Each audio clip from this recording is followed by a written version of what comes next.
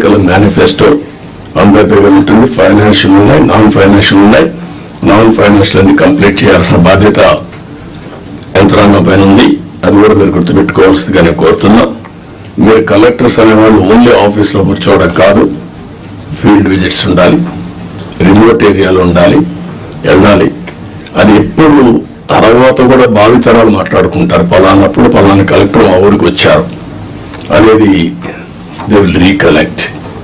అయితే అదే పనిగా మీరు రెండు బ్యాలెన్సింగ్ ఉండాలి. మళ్ళీ నేను ఊర్లో తిరుగుతానంటే కూడా ప్రాబ్లం వస్తుంది. కానీ ఫస్ట్ హ్యాండ్ ఇన్ఫర్మేషన్ క్షేత్రస్థాయిలో ఏం జరుగుతుందో తెలుసుకోవాలంటే మీరు వెళ్ళాల్సిన అవసరం ఉంది. ఇది కూడా మీరు గుర్తుపెట్టుకోవాల్సింది నేను కోరుతున్నా.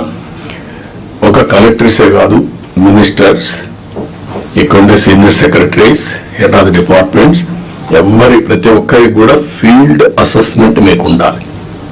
క్షేత్రస్థాయిలో మీరు చూసి వచ్చినప్పుడు మీకు వచ్చే ఆలోచనలు, మీ విధానం టోటల్గా మార్పు వస్తుంది. అవన్నీ కూడా మీరు గుర్తుపెట్టుకోవాల్సిందిగా చేస్తారని చెప్పి నేను ఆశిస్తున్నా. పెద్ద పెద్ద సభలొద్దు, గ్రామంలో పోతే వాళ్ళే వస్తారు, వాళ్ళతో ఇంటరాక్ట్ కండి, పర్సనల్గా ఇన్స్పెక్ట్ చేయండి. నేను కూడా ఇది అయిన తర్వాత ఆకస్మిక తనిఖీలకు వస్తున్నా. నేను అప్పుడప్పుడు అంటున్నాను 95 CBN చూస్తారని. ఇంకా నేను స్పీడ్ పెంచలేదు, ఇంకా రాలా 95 CBNకి. అప్పుడు కొంతమంది తెలిసిన వాళ్ళు ఇక్కడ ఉంటారు, మినిస్టర్స్ కూడా అప్పుడు పరిగెత్తేసేవాళ్ళని, వీళ్ళు పరిగెత్తేవాళ్ళం, మేము పరిగెత్తేవాళ్ళం.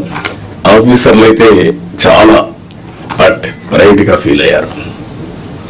ఈరోజు హైదరాబాద్ కానీ మొత్తం డెవలప్మెంట్స్ కానీ ఆఫీసర్లే చేశారు. ఈ విషయం కూడా మీరు గుర్తుపెట్టుకోవాలి.